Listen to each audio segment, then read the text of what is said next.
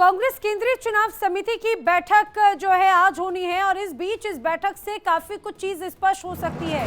अमेठी, रायबरेली समेत कई सीटों पर इस सीईसी की बैठक में चर्चा होगी। अब अमेठी और रायबरेली से आखिर प्रत्याशी कौन होगा, माना जा रहा है कि आज इस सीईसी की बैठक के बाद में ये निश्चित हो जाएगा। माना जा रहा है कि ऐलान इन दोनों ही सीटों पर किया जा सकता है और राहुल गांधी और प्रियंका गांधी के नामों पर जोरों से चर्चा है। अमेठी से राहुल और रायबरेली से प्रियंका को चुनावी मैदान में कांग्रेस उतार सकती है। सीईसी बैठक में यूपी के पदाधिकारी भी बुलाए गए हैं। लगातार इस बात के लंबे समय से कयास भी लगाए जा रहे हैं और बार बार लोगों के मन में यही सवाल कि जो कांग्रेस की परंपरागत सीटें रही हैं अमेठी और रायबरेली, आखिर उन सीटों को लेकर अभी तक कांग्रेस की तरफ से प्रत्याशियों का ऐलान क्यों नहीं किया गया और इंतजार किया जा रहा है। लेकिन माना जा रहा है कि जल्द ही राहुल और प्रियंका के नाम पर चर्चा जो है वो चल रही है, उनके नाम पर मोहर लग सकती है।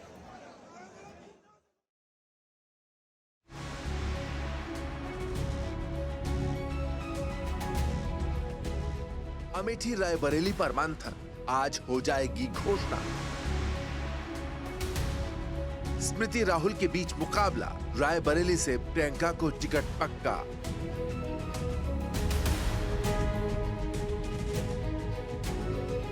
राहुल प्रियंका का लड़ना तय, अमेठी रायबरेली में नहीं कोई भय।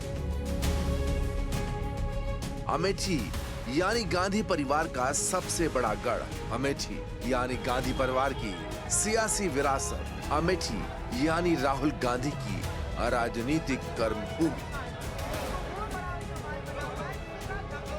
अमेठी जिसे लोकसभा की सबसे हॉट सीट माना जाता था, आज यही अमेठी सीट ऑफ सस्पेंस बनी हुई थी। लेकिन अब वो सस्पेंस खत्म होने वाला है, क्योंकि कांग्रेस का गढ़ कहे जाने वाले अमेठी भले ही 2019 में बीजेपी ने अपने खाते में रख ली हो, लेकिन इस बार राहुल एक बार फिर अमेठी से चुनाव लड़ सकते हैं।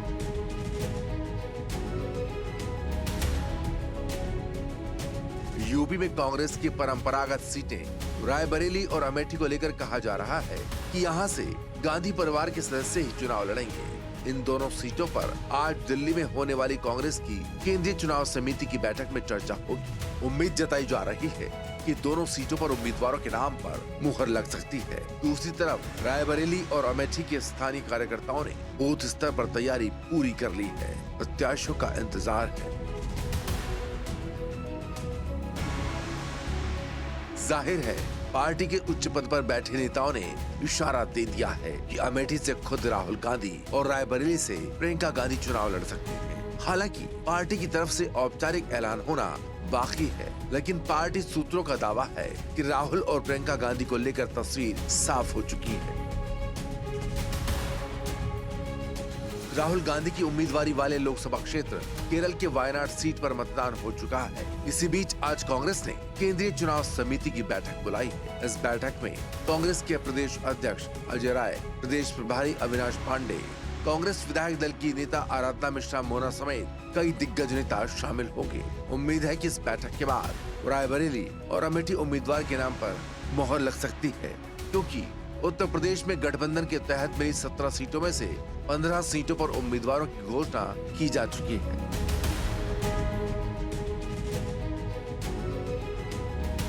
तो वहीं एक तरफ राहुल के टिकट पर सस्पेंस के बीच अमेठी उनके जीजाजी के पोस्टरों से पटा पड़ा है। अमेठी की सड़कों, दीवारों, दुकानों के साथ साथ कांग्रेस दफ्तर पर भी जीजाजी रॉबर्ट वाड्रा की रंग बिरंगी तस्वीरें लगी हैं। पोस्टर्स पर साफ लिखा है, अमेठी की जनता करे पुकार, रॉबर्ट वाड्रा अब की बार। अमेठी में जैसे ही रॉबर्ट वाड्रा के नाम का हल्ला मचा, बीजेपी ने इस मुद्दे को कैश कर लिया। अमेठी से बीजेपी उम्मीदवार स्मृति ईरानी ने इसे परिवारवाद का रंग दे दिया। कांग्रेस मैनिफेस्टो पर तंज कसते हुए इसे संपत्ति हड़पने की साजिश से जोड़ दिया। कांग्रेस के कार्यकर्ता रॉबर्ट जी को मांग रहे हैं, जीजा जी को मांग रहे हैं, पहले साले साहब को मांग रहे थे। उनका है जीजा हो या साला, अमेठी में हर वोटर है मोदी का मतवाला, भैया भूल जाओ। सही कह रहे हैं, क्योंकि जीजा जी आएंगे तो सुरेश सबको, और जीजा जी की नजर जगदीशपुर पे है, कह दे रहे हैं। जीजा जी आएंगे तिवारी जी तो बाग के कागज छुपा लेना। जीजा जी आएंगे तो घर के कागज छुपा लेना तिवारी जी, जीजा की नजर पक्की है।